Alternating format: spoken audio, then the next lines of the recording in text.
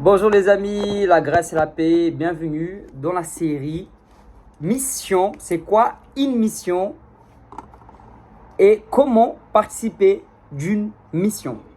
Donc aujourd'hui, je vais pouvoir vous donner quelques clés sur le thème de la mission. C'est quelque chose que je vis, c'est quelque chose que j'aborde et je m'identifie aussi en tant que évangéliste missionnaire. Ça veut dire quoi, Victor? Ça veut dire que non seulement je suis appelé à être positionné où Dieu m'a placé, ça veut dire la France, mais je suis aussi appelé à aller dans les voyages, dans les missions, dans les voisinages, un peu partout parce que je copie la Bible, je copie le Christ et c'est ce que Jésus faisait. Jésus, non seulement il évangélisait à Jérusalem, mais évangélisait un peu partout, à, à, à Nazareth, à Bethanie, dans la Judée, à Jérusalem, à Nazareth. Il allait un peu partout, Jésus-Christ, vous pouvez voir dans la Bible. Aujourd'hui, je vais vous donner quelques clés fondamentales pour toi qui veux vivre ces expériences-là, des missions surnaturelles. Je n'ai vécu plein par la grâce du Seigneur. J'ai pu voyager plus de 20 pays. Donc, je m'approche bientôt à mon 22e pays par la grâce du Seigneur Jésus-Christ. Et aujourd'hui, moi, pour le but de cette vidéo, c'est vraiment de pouvoir vous encourager, vous édifier, pouvoir vivre une mission parce que tout chrétien doit appliquer la méthode biblique qui est la mission de l'évangile. Victor, comment dois-je faire pour évangéliser? Qu'est-ce que j'ai besoin pour accomplir une mission? Est-ce que c'est dans la Bible? Est-ce que je suis appelé à évangéliser? Est-ce que je suis appelé à être missionnaire? Est-ce que je suis appelé à faire la mission? Tout d'abord, c'est simple comme réponse. On peut répondre tout de suite.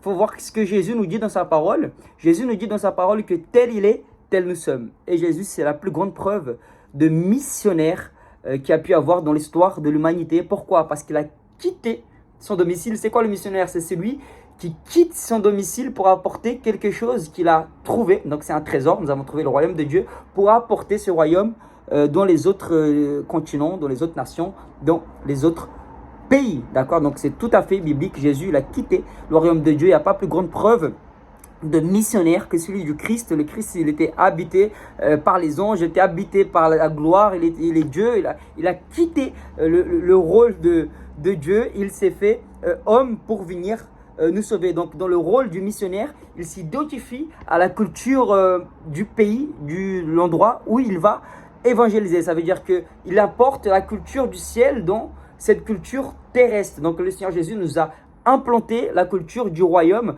à travers la démonstration de puissance, à travers la guérison, à travers les miracles, à travers les délivrances, à travers la bonté, à travers l'amour. Il y a tellement de choses qu'on pourrait dire. Donc le fait d'accomplir une mission, c'est pas simplement d'aller être touristique, non, mais c'est de pouvoir appliquer la culture du ciel sur la terre, comme nous avons pu voir le Christ qui l'a tellement si bien appliqué. Il a quitté cette zone de confort. Il n'avait pas forcément l'envie ou forcément cette opportunité que Dieu l'a donnée. Il n'a pas réfléchi, mais il est venu par amour. Ça veut dire qu'il y avait un besoin. D'accord? Le monde, il y a un besoin. Donc nous allons dans une mission parce qu'il a un besoin physique, un besoin spirituel, un besoin attentif. Vous savez, l'humanité attend ardemment la révélation des enfants de Dieu. Et nous, c'est une opportunité de pouvoir révéler cette culture du ciel. Ça veut dire, je parle ici pour les chrétiens qui veulent apprendre et comprendre et appliquer la vie du Christ, pas seulement rester entre quatre murs. Moi, je suis membre d'une église, mais je voyage. Ça fait depuis ma conversion, je crois que ma première mission, je l'ai fait en tant que bébé spirituel. Ça veut dire que j'avais accepté Jésus dans une église de maison.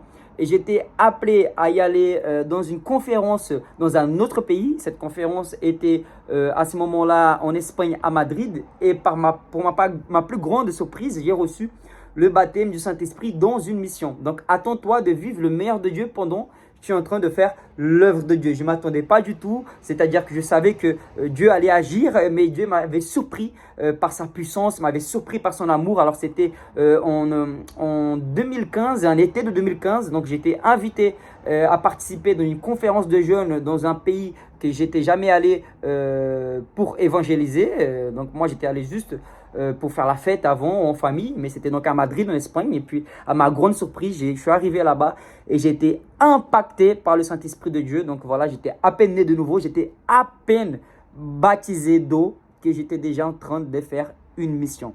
Donc pour vous dire qu'il n'y a pas d'âge pour faire de mission. Il y a beaucoup de gens qui se limitent. Ah, je ne suis pas prêt. Mais la même chose pour le baptême. Vous savez les amis, c'est l'aigle, il apprend à voler en se jetant. Le nageur, il apprend à nager en se jetant. On apprend à évangéliser en évangélisant. On apprend à manger en mangeant. On apprend à jouer au foot en jouant. Tu ne vas pas apprendre en restant assis. On va pouvoir être équipé en se déplaçant, en se mouvementant. Pourquoi? Parce que le royaume de Dieu, il attend que nous bougeons.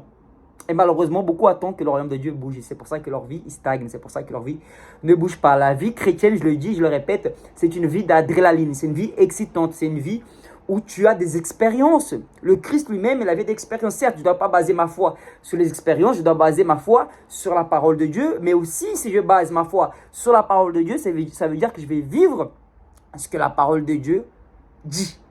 Donc le Seigneur, lui, il nous a montré l'exemple. Il a été le premier missionnaire venu sur terre. Et puis par la suite, les disciples, ils ont pris l'exemple. Paul de Tarse, Matthieu, Marc. Il y a des versets ici que j'ai séparés pour vous, que j'aimerais bien vous le partager. Et c'est ce que le Seigneur a dit dans Matthieu 4. J'aime beaucoup le livre de Matthieu. Et quand tu vas dans Matthieu 4, le Seigneur Jésus, il a commencé déjà à faire ses missions là où il y avait un besoin. Pourquoi? Parce qu'il a commencé à aller dans un endroit où c'était ténébreux, d'accord?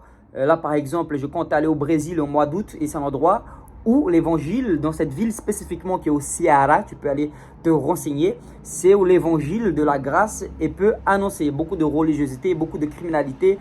Et donc là où les ténèbres abondent, le péché abonde, la grâce surabonde. Donc ici, je vais pouvoir vous encourager, vous défier à pouvoir vivre votre première mission parce que c'est là où vous allez l'appliquer, c'est là où vous allez apprendre la Bible, c'est en l'appliquant et c'est là où vous allez vivre des expériences. Il y a tellement d'expériences surnaturelles que j'ai pu vivre dans la mission, dont ma première mission à l'âge de 22 ans, j'étais même pas encore baptisé d'eau, que le Seigneur m'a baptisé de l'Esprit en quittant Paris, en allant en bus avec une équipe de fous de Jésus. On était peut-être une trentaine et on est parti de la France, Belgique, France, et on est arrivé là-bas directement en Espagne. Et on voit ici clairement que Jésus, en fait, a été poussé par le Saint-Esprit à faire sa première mission. La première mission que Jésus a fait, certes, il a quitté la terre, il est venu au ciel. Donc la vie chrétienne, c'est une vie de mission. Elle ne s'arrête pas à quatre murs, elle est en continuité. Donc Jésus, il a quitté le ciel, il est venu sur terre.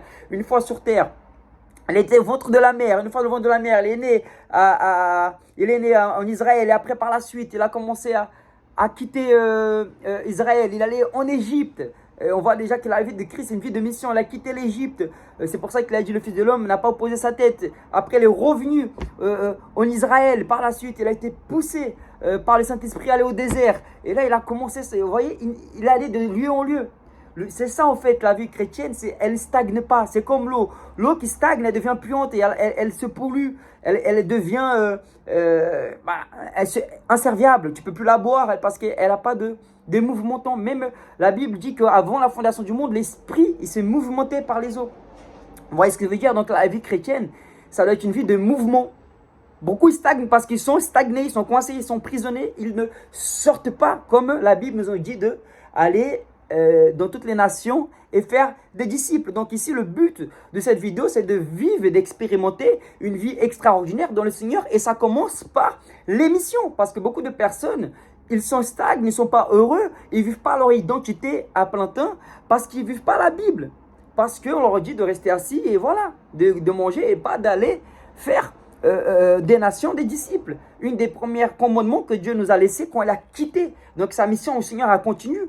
La vie du Seigneur, c'est une mission continue. Ta vie est une mission continue, mon ami. Tu étais au royaume de Dieu, tu es venu au ventre de ta mère. Avant la fondation du monde, je t'avais choisi. Depuis le ventre de ta mère, je t'ai choisi. Et tu continues et on va pareil avec le Christ. Voilà, tu vas être une vie sur terre, tu vas mourir, tu vas ressusciter. Peut-être tu vas même pas mourir, tu vas connaître ton enlèvement. Et après, tu vas revenir avec le Christ. Et tu vas régner avec le Christ. Et ainsi de suite. Et ainsi de suite. Alléluia. Aucun moment on voit une vie chrétienne stagner. Aucun moment on voit un disciple qui est assis, qui est là, il attend le ciel se bouger. Oui, il y a un temps pour toutes choses. Je suis d'accord Paul, par exemple, il s'alimentait, il était en train d'être nourri, mais en même temps, il bougeait. Il était tellement... s'il n'essayait pas d'évangéliser à Jérusalem, il n'allait pas comprendre que sa mission n'était pas à Jérusalem, mais qu'elle était ailleurs. S'il aurait appliqué la mission plus vite que prévu, il aurait pu vivre son but plus vite que prévu. Il n'aurait pas commis des erreurs comme il a commis au début en évangélisant, en essayant de convaincre le peuple de Jérusalem, parce que lui croyait que sa mission était pour ce peuple-là, alors que Dieu l'avait préparé pour les païens. Et peut-être c'est pour toi, peut-être que ta vie stagne aujourd'hui, peut-être que ta vie d'évangéliste, de missionnaire, ne voit pas des fruits parce que tu es pas appelé peut-être pour la nation de France, tu es appelé pour les nations, peut-être tu es appelé pour le Brésil, comme là c'est le cas, peut-être tu es appelé pour l'Amérique latine, peut-être tu es appelé pour l'Arabie Saoudite, je ne sais pas, mais si tu ne mouvementes pas, si tu ne testes pas, si tu n'appliques pas, tu ne sauras pas. C'est pour ça qu'il y en a beaucoup qui appliquent et d'autres n'appliquent pas. Et ceux qui réussissent, c'est ceux qui appliquent. Tu as sûrement dû voir quelqu'un qui a eu des idées, qui a eu des projets et qui n'ont pas mis en place. Toi, tu as un projet qui n'a pas mis en place et quelqu'un tout de suite, il vient, il met le projet en place et dit « Ah, mais j'y ai pensé ». Mais tu as pensé, mais tu n'as pas agi. Parce que si tu penses trop, il y a les doutes qui vont arriver, les mensonges vont arriver et tu vas te faire voler ta semence et tu ne vas pas vivre le but de Dieu pour ta vie. C'est pour ça que réfléchis peu et agis plus. La foi, c'est agis et après tu réfléchis. Parce que sinon, tu ne vas pas pouvoir vivre ce que Dieu a pour toi. Parce que si tu vis par l'esprit, tu vivras une vie extraordinaire. Mais si tu vis par le réfléchi, tu vivras une vie limitée. Alors que nous sommes appelés à vivre une vie illimitée. Et ça commence par là, par les missions. Le Seigneur Jésus nous a montré ça. Donc aujourd'hui, je suis tellement heureux, les amis, de pouvoir vous appliquer la Bible et vous enseigner la base, le b.a.-ba. Le b.a.-ba qui malheureusement ne sont pas beaucoup enseignés. Mais moi aujourd'hui, je viens briser les mensonges de l'ennemi et je viens amener la vérité du ciel, la culture du ciel. Jésus, il est monté au ciel et pendant qu'il était en train de monter, il a donné un commandement à ses disciples. C'est allez-y, faites des nations de toutes disciples. Avant de monter, Jésus, il a ordonné qu'il aille et qu'il forme des disciples. Même quand Jésus, il a passé 40 jours avec eux, il les a entraînés et les a amenés les secrets du royaume. Il est en train de l'expliquer des choses extraordinaires. La mission, les amis, elle ne s'arrête pas. La mission ne s'est pas arrêtée à Acte 28. La mission continue. Vous voyez? Et nous sommes appelés à continuer. Ah, mais Victor, moi je suis appelé à rester entre quatre murs. Mon ami, personne n'est appelé à rester entre quatre murs. Tu es entre quatre murs pour apprendre, te nourrir et pouvoir donner. Les quatre murs, c'est une école parce que l'église, ce n'est pas les quatre murs. L'église, c'est nous. Et gloire à Dieu qu'il y a les églises. Parce que sans les églises, le bâtiment ne pourront pas nous alimenter. Mais l'église, elle est l'église parce que nous y sommes. Donc nous sommes une église ambulante. Alléluia. Nous sommes une église ambulante. Et c'est important de savoir ça. Donc aujourd'hui, je vais lire quelques versets ici et vous appliquer et vous encourager et vous montrer que à chaque fois que nous faisons une mission, c'est parce qu'il y a un besoin. Et ici, je vais vous prouver dans la parole de Dieu. On va commencer à lire Matthieu chapitre 4. On va commencer verset 4 et je vais vous montrer. Donc les amis, nous allons lire chapitre 4, verset 1. Puis Jésus fut emmené par l'Esprit dans le désert pour être tenté par le diable. Après avoir jeûné 40 jours et 40 nuits, il eut faim.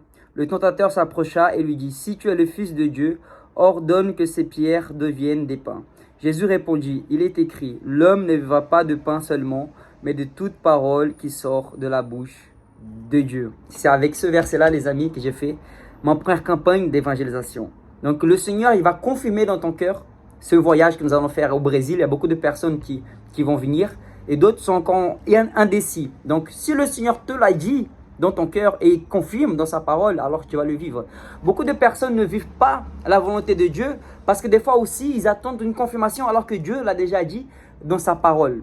Est-ce que c'est le temps de Dieu? C'est ça la question qu'on doit se demander. Est-ce que notre cœur est aligné au cœur de Dieu? Moi, personnellement, je confirme toujours la volonté de Dieu avec sa parole. On reçoit des prophéties, mais c'est toujours bien de confirmer la volonté de Dieu avec sa parole. Et il dit que dans les derniers temps, l'évangile du royaume sera annoncé.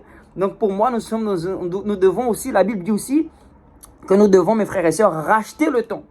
Donc j'ai tendance à dire que nous sommes en retard parce que on est en train de se faire dévancer par les fils des ténèbres, parce qu'ils sont plus astucieux que nous, malheureusement. Mais je crois que cette dernière génération qui vit la gloire de la seconde maison qui est plus grande que la première, je crois qu'il y a une génération qui est infamée par la puissance de Dieu. Je crois qu'il y a une génération qui a faim et soif de la démonstration de la puissance de Dieu. Et je crois qu'il y a des fous de Jésus qui sont déterminés, qui ne regardent pas à la circonstance, mais qui croient fermement à la parole de Dieu. Et s'ils croient fermement à la parole de Dieu, alors ils vivront la gloire de Dieu se manifester. Les amis, les meilleures et les plus grandes expériences que j'ai eues en tant qu'évangéliste, missionnaire, c'était sur le terrain.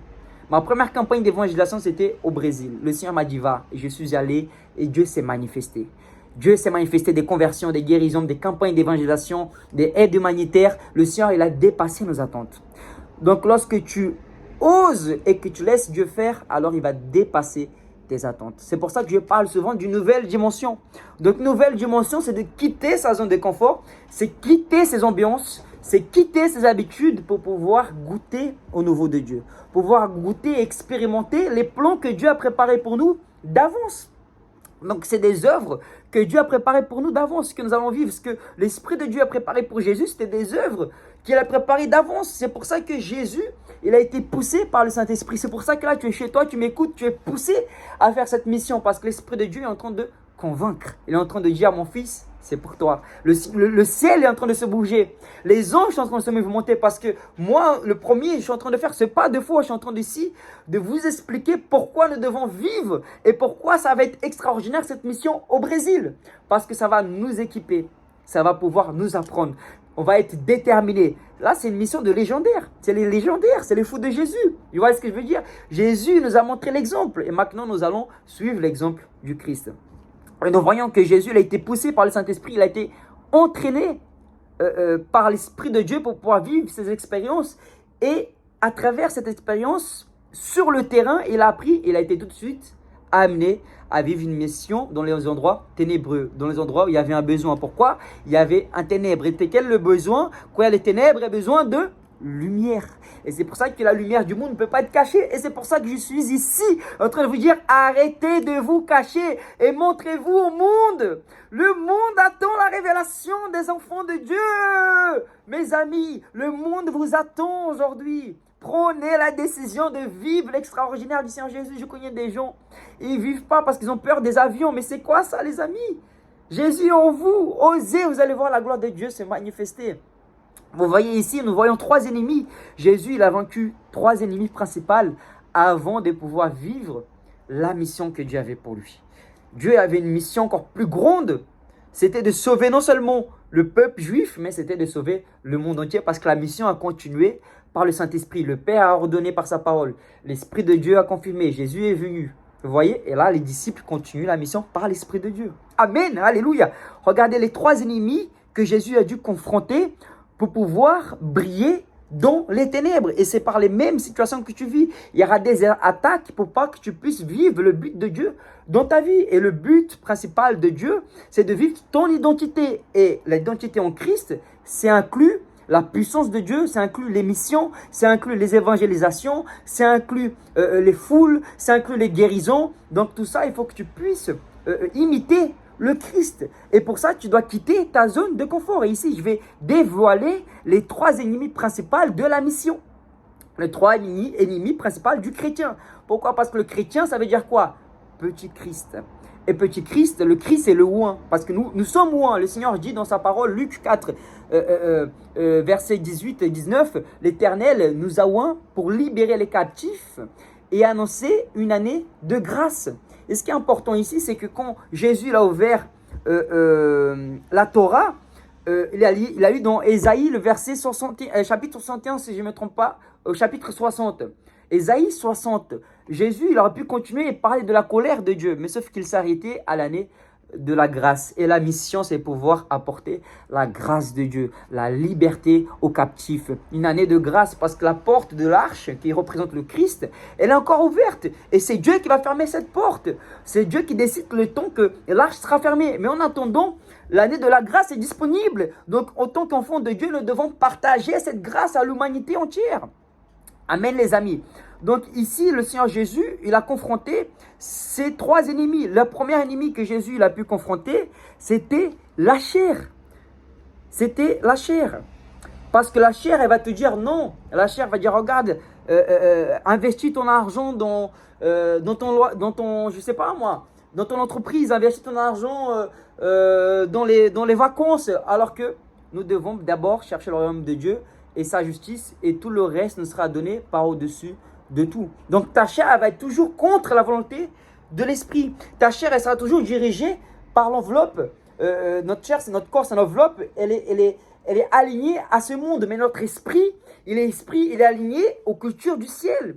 Il est aligné à la mission, il est aligné à l'évangélisation, il est aligné à l'amour, il est aligné à la paix. Donc c'est pour ça que nous devons apprendre à marcher par l'esprit. C'est pour ça que l'Esprit de Dieu a poussé Jésus-Christ à passer par le désert pour finir dans une mission qui est pour sauver le monde. Alléluia, parce que Jésus nous dit que nous sommes des lumières du monde. Donc ici avec la chair, tu ne dois pas négocier. Tu dois dire non. Non, si le Seigneur le dit, je vais et je le fais. Donc, toutes les missions que j'ai vécues, j'étais confronté par ma chair à trouver un travail. Je n'ai pas trouvé de CDI, mais j'ai trouvé un CDE, contrat à durée éternelle. Je ne dis pas qu'il ne faut pas travailler, mais je dis qu'il faut faire la volonté de Dieu. Donc, j'ai toujours pris la décision de vivre radicalement, même en étant employé, pas employé, j'étais gérant non salarié de mon salon de coiffure. Mais j'étais gérant non salarié, j'étais un employé missionnaire. Je n'étais pas missionnaire employé, mais j'étais un professionnel missionnaire. Ça veut dire que je gérais ce salon de coiffure, je n'étais pas payé, je n'avais pas de salaire, mais j'évangélisais à l'intérieur. Et c'était un entraînement, c'était un processus. Donc j'ai appris sur le terrain. N'attends pas que le terrain vienne à toi, c'est toi qui dois aller au terrain. D'accord? Donc un des buts principaux aussi, c'est l'opportunité. Ici, aujourd'hui, vous avez l'opportunité de pouvoir appliquer et apprendre parce que vous ne serez pas tout seul. Moi, mes missions, j'ai vécu tout seul et aujourd'hui, vous avez l'opportunité d'apprendre avec moi et d'autres serviteurs de Dieu qui seront avec nous dans cette mission au Brésil. Donc, numéro 1, la chair, elle, est innégociable. Deuxième, le diable. Jésus, il a vaincu le diable. Et comment Jésus, il a vaincu le diable? Il l'a vaincu par la parole. Matthieu 4,4. Jésus répondit, il est écrit, l'homme ne vivra pas de pain seulement, mais de toute parole qui sort de la bouche de Dieu. Donc le diable, qu'est-ce qu'il a utilisé comme astuce? Il a utilisé le doute. Donc qu'est-ce qui va se passer? Tous les doutes ne viennent pas de Dieu. C'est pour ça que la Bible dit que le doute, le manque de conviction est un péché. Ça veut dire quoi? Ça veut dire le doute. Et c'est ce que le diable, il a mis le doute sur Adam, sur Ève. Il lui a mis un doute. Dieu t'a réellement dit ça? Vous voyez le doute? Dieu t'a réellement dit d'aller au Brésil? Dieu t'a réellement dit de faire cette mission? Dieu t'a réellement dit de... Le diable ne voudra jamais, les amis, que vous évangélisez. Le diable ne voudra jamais que vous gagnez des âmes. Donc, qu'est-ce qu'il va faire? Il va mettre ton identité en doute. Donc, soyez vigilants à ça. Parce que le Christ, le chrétien, il est appelé à faire la même chose que Jésus. Donc, il est appelé à faire des missions. Un chrétien qui ne fait pas de mission, je vais dire la vérité, c'est un chrétien mort. Désolé de vous confronter, mais je dois confronter, je dois dire la vérité. Parce que sinon, c'est moi qui vais être repris. Donc, je n'ai pas envie d'être repris par mon Père. Et je vais vous encourager et vous dire ce qu'il est. Vous voyez? Le chrétien qui ne vit pas de mission, le chrétien qui ne fait pas de mission, c'est un chrétien déprimé. Parce qu'il n'a pas d'expérience, parce qu'il ne fait pas le commandement que Dieu l'a dit de faire. Un des points principaux du chrétien, c'est de faire des missions. Amen. Alléluia. Donc ici, on voit que le diable a mis en doute sur son identité. Si tu es réellement le Fils de Dieu, fais en sorte que ces pierres se transforment en pain. Désolé pour gloire à Dieu pour cette énergie, parce qu'ils sont vraiment l'Esprit de Dieu. Donc ça me fait du bien de pouvoir vous déposer ce que je reçois. Et on voit que lui, Jésus, il dit qu'il est le pain de vie qui est descendu du ciel. Celui qui mange de lui n'aura plus jamais faim. Donc le diable a mis la punaise, il a essayé en tout cas de mettre la punaise entre les oreilles, de le mettre en doute sur son identité. Et gloire à Dieu, Jésus n'a pas bégayé comme beaucoup d'entre nous ne bégayons pas. Si Dieu nous a dit de le faire, nous allons le faire. Et si Dieu te dit que tu es enfant de Dieu, tu es enfant de Dieu. Et Jésus, lui, il a su qu'il était le pain de vie. Donc c'est pour ça qu'il a dit que l'homme ne vivra pas de pain seulement, mais de toute parole qui sort de la bouche de Dieu. Donc à chaque fois que l'ennemi va essayer de te confronter, il faut le vaincre par la parole. Donc le premier ennemi, c'est la chair. Pas de négociation, je dis non. La deuxième ennemi de la mission, c'est le diable. Et comment tu fais pour gagner le diable? C'est avec la parole de Dieu. Indégociable. Vous voyez, Victor, le diable me dit que j'ai pas de finances. Utilise la parole. 2 Corinthiens 8,9. Christ en étant riche s'est fait pauvre pour que je devienne riche.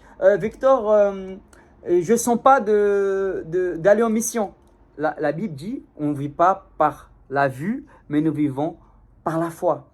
Victor, Je ne sais pas si je dois aller aux missions, je sens pas trop, je sais pas trop. Acte 1:8, vous recevrez une puissance, le Saint-Esprit. Et vous serez mes témoins. Où ça? En France, gloire à Dieu. Dans la Judée, gloire à Dieu. Dans la Samarie et jusqu'aux quatre coins de la terre. Les autres côtés de l'océan. Amen. Donc ici, le Saint-Esprit est en train d'ouvrir une opportunité. Dieu est en train de créer cette opportunité à travers l'école surnaturelle d'évangélisation pour faire une mission qui va vous débloquer au Brésil. Pourquoi? Parce qu'on va non seulement faire l'aide humanitaire, nous n'allons pas seulement évangéliser, mais on va pouvoir faire une campagne et on va prêcher pour des foules. On va prêcher pour plus de 20 000 personnes au nom de Jésus-Christ. Ça, c'est l'objectif. Et nous allons l'atteindre parce que c'était né dans le cœur de Dieu. Il faut juste que nous soyons répondants à l'appel du Seigneur. Et gloire à Dieu, Dieu a dit oui et amen. Alors si Dieu a dit oui et amen, la religion c'est oui et amen. Non, l'évangile c'est oui et amen. La religion c'est peut-être. Donc tout ce qui est peut-être, les amis, ça ne vient pas de Dieu. Alléluia, donc Dieu t'appelle à vivre l'extraordinaire. Donc le troisième ennemi c'est le monde. Parce que comment Jésus il a pu vaincre le monde, les tentations du monde. Donc les tentations du monde aujourd'hui c'est l'inquiétude. La Bible dit que prenez courage, dans le monde vous serez des afflictions, mais prenez courage car j'ai vaincu le monde. Et cette victoire Jésus nous a donné. Donc le diable lui, il a essayé de détourner Jésus dans son appel en lui donnant des miettes. Ah écoute, si tu te mets à genoux, je te donnerai un CDI. Si tu te mets à genoux, je te donnerai un salaire. Si tu te mets à genoux, je te donnerai un appartement. Si tu te mets à genoux, je te donnerai du temps. Enfin, je ne sais pas. Vous voyez, ce que le diable il a fait avec Jésus, c'est lui montrer le royaume entier. Donc le royaume, c'est les princes de ce siècle, c'est lui qui gouverne. Donc le royaume de ce monde, c'est quelque chose pour détourner la culture du ciel. Donc il y aura toujours des tentations. Le diable va essayer toujours de te détourner par un mariage. Je connais des gens, ils étaient déterminés, ils ont dit je vais aller au Brésil, c'est bon mon frère. Et du coup, ah non, il y a le baptême de ma mère, ah non, le baptême de ma petite nièce, il y a le baptême de je sais pas qui, ah non, il y a la fête de je sais pas d'où, ah non, il y a un événement de mon église, alors que Dieu te dit va, prêche l'évangile, va de les nations. Donc on est en train de prioriser des choses qui est contraire à la volonté de Dieu. C'est pour ça qu'on rate le but de Dieu dans notre vie. C'est pour ça qu'on rate l'extraordinaire, parce qu'on focalise des choses qui vont au contraire de la volonté de Dieu. Des choses, mais c'est parce qu'on attend l'acceptation des autres. On a peur de blesser les autres. Je dis toujours, les amis, c'est quand je prêche que je dis, soit tu plais à Dieu et tu déplaires à l'homme. C'est dans ces circonstances-là. Soit tu vas plaire à l'homme et déplaire à Dieu. Donc si tu vas plaire à Dieu, tu vas déplaire à l'homme. Donc il faut savoir dire non. Il faut savoir prioriser le royaume de Dieu. Ouais, mais lui, lui, il marche dans la puissance, mais il a une dimension de guérison. Mais c'est un malade, lui, ce qu'il fait avec le Seigneur. Mais je crois qu'il n'a pas dit non aux choses qui le retardaient. Je crois qu'il n'a pas dit non à sa famille. Je crois qu'il n'a pas dit non à son patron. Je crois qu'il n'a pas dit non. Donc, si tu veux gagner dans le royaume de Dieu, il faut apprendre à perdre dans cette terre. Il faut apprendre à perdre pour les gens qui te cerclent, qui te limitent. Il faut apprendre à dire non. Il faut apprendre à prioriser le royaume de Dieu. Donc, il y a des gens... ça ne m'étonne pas que malheureusement, leur vie chrétienne sont stagne parce qu'ils ne sont pas positionnés. Et aujourd'hui, je vais t'apprendre à te positionner pour vivre le meilleur de Dieu pour ta vie. Je dois tout simplement en train de te encourager en tant que leader, en tant qu'évangéliste missionnaire, en tant qu'autorité sur le domaine, à pouvoir vivre le but de Dieu pour ta vie. Amen. Et on finit donc comment Jésus il a pu vaincre cette mission-là en adorant Dieu en esprit en vérité. Lorsque tu vas adorer Dieu en esprit en vérité, Dieu va te centrer dans sa volonté agréable et parfaite, qui est de faire la mission, qui est de gagner des âmes. Je ne dis pas qu'il ne faut pas être missionnaire dans sa maison, mais Dieu ne t'attend pas seulement dans ta maison, tu auras toute ta vie pour évangéliser ta maison. Mais il y a des âmes qui sont pour le moment précis. Par exemple, ces âmes-là qui vont être au Brésil, c'est pour le moment précis là-bas. Il y a des vies qui sont en train d'être transformées, qui vont être transformées par toi. Il y a des âmes qui attendent toi pour que tu puisses les prêcher. C'est des âmes que Dieu a préparées. C'est comme Jésus a dit, mais vous aurez les pauvres tous les jours avec vous, mais pas moi. Donc, vous voyez, prioriser le royaume de Dieu. Prioriser le royaume de Dieu et sa justice et tout le reste sera donné par au-dessus de tout. Et nous voyons qu'en adorant Dieu en esprit en vérité, ça a permis de vaincre le monde. Et on finit par Matthieu 4,16. Le peuple assis dans les ténèbres a vu une grande lumière. Et sur ceux qui se trouvent dans le pays de l'ombre et de la mort, une lumière s'est levée. Nous, le Christ en nous, les amis. Donc il y a des personnes de ta famille, tu as déjà évangélisé. Il y a des personnes autour de toi, tu as déjà évangélisé, tu as déjà semé. Mais laisse la maison en paix et continue. Il va vers ceux qui ont besoin, ceux qui sont des personnes de paix qui attendent le message que tu as leur donné. Des fois, on insiste sur des choses que, ça y est, passe à autre chose. Et quand tu vas passer à autre chose, c'est là que les semences que tu as lancées qui vont porter des fruits. Amen, les amis. Donc, préparez-vous de vivre Matthieu 4,19. Suivez-moi et je ferai de vous des pêcheurs d'hommes. Et c'est ce que Jésus l'a fait par la suite. Il a annoncé l'évangile, il a formé des disciples. Et c'est ces 3 étapes-là que le Seigneur nous attend de pouvoir vivre l'extraordinaire de Dieu. Donc, la mission est disponible, elle est possible pour tout chrétien, même que tu n'es même pas encore baptisé d'eau, même que tu n'es même pas encore baptisé d'esprit. Moi, je n'étais même pas baptisé d'eau, même pas baptisé d'esprit. J'avais juste reçu Jésus en tant que Seigneur et Sauveur. Et j'avais fait ma première mission. Et c'était dans ma mission que j'ai reçu le meilleur de Dieu. Dans ma mission, j'ai reçu le baptême du Saint-Esprit. Dans ma mission, j'ai reçu mon appel. Dans ma mission, j'ai vu d'expériences extraordinaires. Donc, la vie chrétienne, c'est une vie d'expérience. Donc, n'attends pas. Agis et tu verras. Amen. Que Dieu continue à vous bénir. Mets ici en commentaire ce que tu attends pour bouger. Qu'est-ce qui attend? Qu'est-ce que tu attends pour mouvementer? Qu'est-ce que tu attends? Le ciel a déjà bougé. Qu'est-ce que tu attends pour vivre le meilleur de Dieu dans cette mission? Amen. Suivez-nous, prenons l'avion et on y va. On est ensemble. Demeurez bénis dans Jésus.